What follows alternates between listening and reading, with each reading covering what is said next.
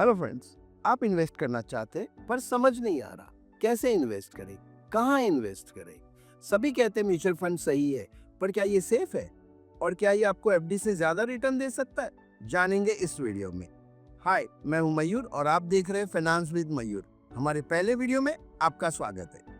आज की इस वीडियो में हम जानेंगे म्यूचुअल फंड्स क्या होते हैं, कितने टाइप्स के म्यूचुअल फंड्स होते हैं, ईटीएफ और म्यूचुअल फंड में क्या फर्क होता है। उसके बाद हम जानेंगे म्यूचुअल फंड इंडस्ट्रीज के बारे में और सबसे आखिर में हम जानेंगे म्यूचुअल फंड से आपको क्या फायदा हो सकता है। वीडियो के अंत तक आपके सारे डाउट क्लियर हो जाएंगे, वो भी आपके और मेरे जैसे आम लोगों की भाषा में। So let's invest.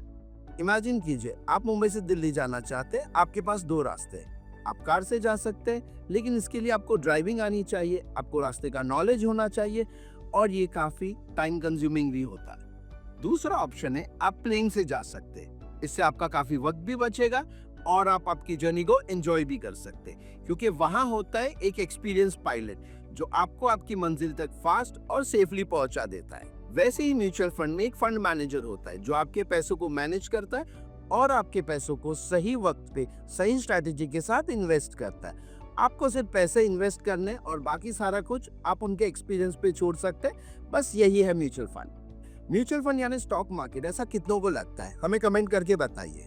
टोटल 5 तरह के म्यूचुअल फंड्स होते हैं। पहला इक्विटी, जो स्टॉक मार्केट में निवेश करता है। दूसरा डेब्ट फंड, जो गवर्नमेंट बॉन्ड और कॉर्पोरेट बॉन्ड में निवेश करता है। तीसरा हाइब्रिड फंड, ये काफी इंटरेस्टिंग होता है क्योंकि ये किसी एक एसेट क्लास में निवेश नहीं करता।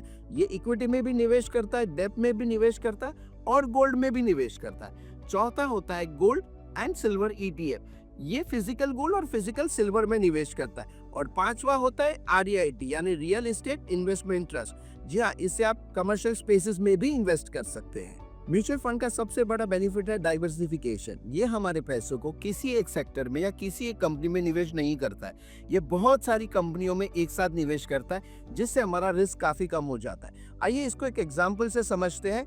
SBI मल्टी एलोकेशन फंड, ये एक हाइब्रिड फंड है और ये अपना सारा पैसा किसी एक एसेट क्लास में नहीं लगाता। आइए जानते हैं इसको डिटेल में। ये फंड की साइज है 8,500 करोड़।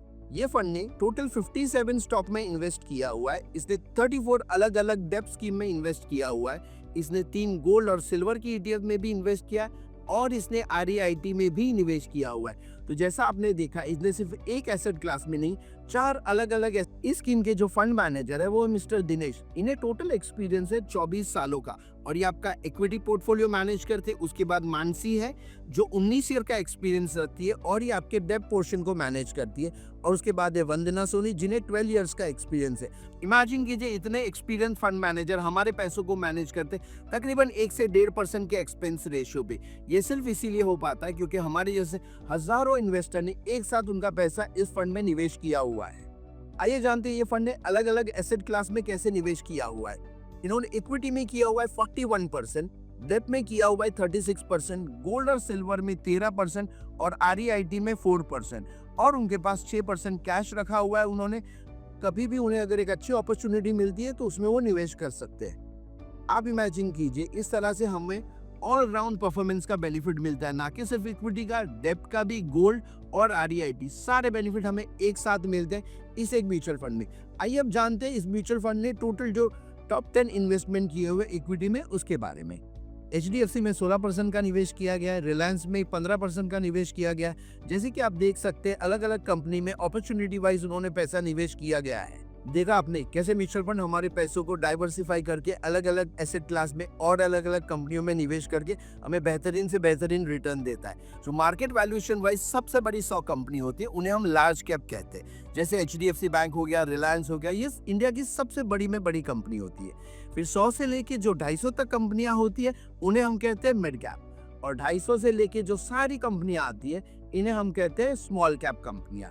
इसके बाद आता है मल्टी कैप। ये काफी इंटरेस्टिंग फंड होता है क्योंकि ये सिर्फ लार्ज कैप नहीं, मिड कैप नहीं, स्मॉल कैप नहीं, बल्कि तीनों में निवेश करता है। इसके बाद आता है फ्लेक्सी कैप। फ्लेक्सी कैप में और मल्टी कैप में सिर्फ एक ही फर्क होता है, यहाँ पे फंड मैनेजर को कोई रिस्ट्रिक्शन नहीं होती है। जब भी उन्हें अपॉर्चुनिटी दिखती है किसी तरह के स्टॉक में, वहां पे वो निवेश कर सकते हैं। सेक्टोरियल फंड, ये काफी इंटरेस्टिंग होते हैं। आपका सारा पैसा किसी एक सेक्टर में ही निवेश किया जाता है। जैसे हमें लगता है अगर ग्रीन एनर्जी में काफी स्कोप है तो हमारा सारा पैसा ग्रीन एनर्जी में निवेश किया जाता है। हमें लगता है डिफेंस अच्छा करेगा तो हमारा सारा पैसा डिफेंस में निवेश किया जाता है। और इसके बाद जो हमारी लास्ट कैटेगरी है ELSS, ये हमारी टैक्स सेविंग स्कीम होती है। यहाँ पे आपके पैसे 3 साल के लिए लॉक इन हो जाते हैं। डेब्ट फंड ये उन इन्वेस्टर्स के लिए जिन्हें एफडी से थोड़ा ज्यादा रिटर्न चाहिए लेकिन वो स्टॉक मार्केट का रिस्क नहीं लेना चाहते। यहाँ पे अलग अलग तरह के फंड्स होते हैं जैसे money market funds, liquid funds, overnight funds. यहाँ पे अलग अलग गवर्नमेंट बॉन्ड और कॉर्पोरेट बॉन्ड में भी आप निवेश कर सकते हैं। हमारी अगली कैटेगरी है हाइब्रिड फंड। जैसे मैंने आपको बताया था ये काफी इंटरेस्टिंग फंड होते हैं। आइए मैं आपको इसकी कैटेगरीज के बारे में बताता हूँ। इसमें सबसे पहला फंड आता है एग्रेसिव हाइब्रिड फंड। यहाँ पे आपका 65 से 80% पैसा इक्विटी में निवेश किया जाता है। दूसरा होता है बैलेंस फंड। इस फंड में 40 से 60% पैसा आपका इक्विटी में निवेश किया जाता है। और तीसरा होता है कंजर्वेटिव फंड। यहाँ पे आपका मैक्सिमम पैसा डेब्ट में निवेश किया जाता है। और सबसे आखिर में आता है मल्टी एलोकेशन फंड।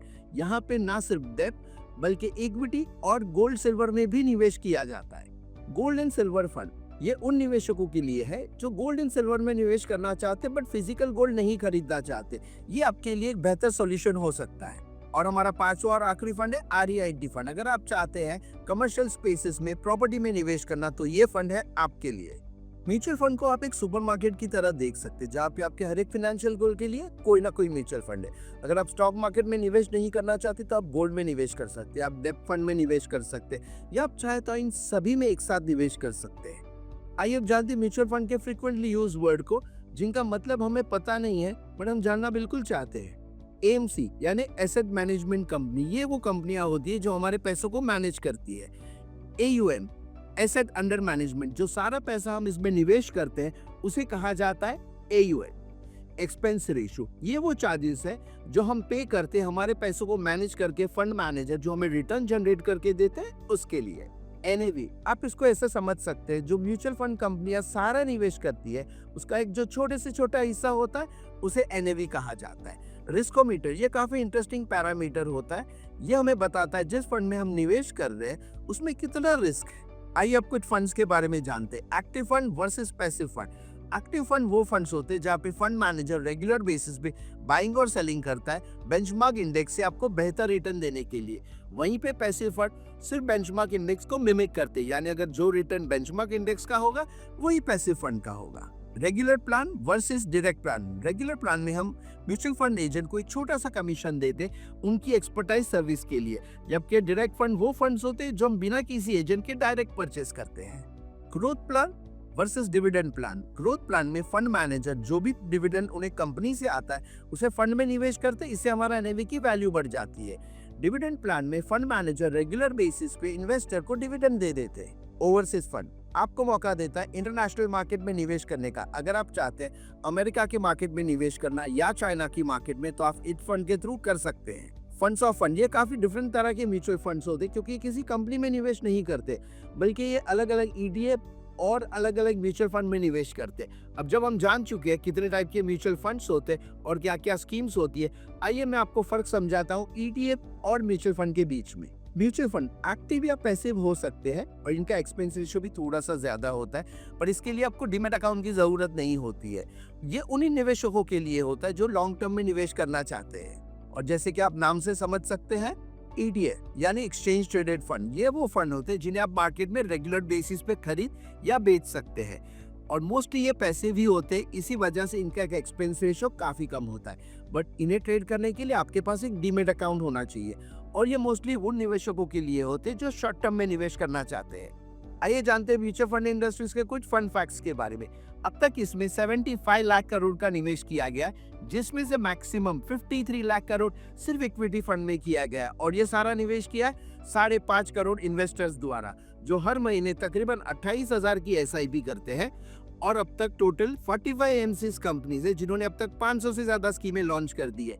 आप जान के हैरान हो जाएंगे, LIC ने अब तक 15 लाख करोड़ का निवेश स्टॉक मार्केट में या फिर म्यूचुअल फंड में किया हुआ है।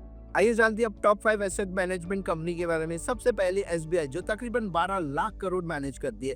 उसके बाद है ICICI जो तकरीबन 10 लाख मैनेज करती है। उसके बाद HDFC जो तकरीबन 9 लाख, फिर निप्पॉन इंडिया 6.5 लाख और कोटक महिंद्रा जो तकरीबन 5 लाख मैनेज करती है। अब तक हमने जाना म्यूचुअल फंड क्या होते हैं, कितने टाइप्स के होते हैं और वो हमारे पैसों को कैसे मैनेज करते हैं। लेकिन अब भी सवाल वही है, क्या ये एफडी से ज्यादा रिटर्न देता है? आइए जानते हैं। बट उससे पहले आपसे एक रिक्वेस्ट है, अगर आपको ये वीडियो पसंद आ रहा है तो इस चैनल को सब्सक्राइब कीजिए, वीडियो को लाइक कीजिए और बेल आइकन को हिट कीजिए। तो आइए जानते हैं म्यूचुअल फंड हमें कितना रिटर्न देता है। आइए सबसे पहला इक्विटी म्यूचुअल फंड का परफॉर्मेंस जानते हैं पिछले 5 सालों का। तकरीबन 200 ऐसी स्कीम है जिसने हमें 10% या उससे ज्यादा का रिटर्न दिया है, और ऐसी 50 स्कीम है जिसने हमें 15% से ज्यादा का रिटर्न दिया है, और 30 ऐसी स्कीम्स है जिसने हमें 20% से ज्यादा का रिटर्न दिया है। इसमें मोस्टली आपको स्मॉल कैप और मिड कैप फंड्स मिलते हैं। और 20 ऐसी स्कीम है जिसने 25% या उससे ज्यादा का रिटर्न दिया है, और ऐसी 11 ब्लॉकबस्टर स्कीम है जिसने हमें 30% से ज्यादा का रिटर्न दिया है। देखा आपने, आप कम से कम 10% से लेके 30% तक का रिटर्न जनरेट कर सकते हैं, डिपेंड अपॉन आप कौन सी स्कीम चूज करते हैं। आइए जानते हैं अब अदर म्यूचुअल फंड के स्कीम के बारे में।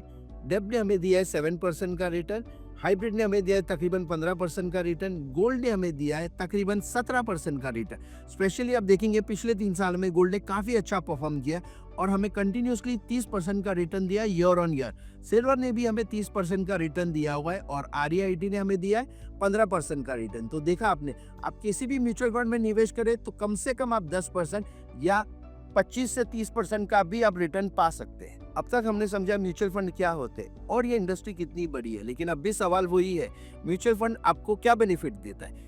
म्यूचुअल फंड आपको 3 बेनिफिट देता है। सबसे पहला, प्रोफेशनल मैनेजमेंट।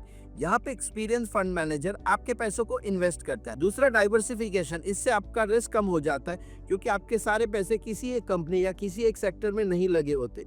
तीसरा और सबसे इंपॉर्टेंट, अफोर्डेबिलिटी। आप इमेजिन कीजिए, इतने सालों के एक्सपीरियंस फंड मैनेजर आपके पैसों को सिर्फ 1% या उससे भी कम एक्सपेंस रेशियो में मैनेज करते हैं।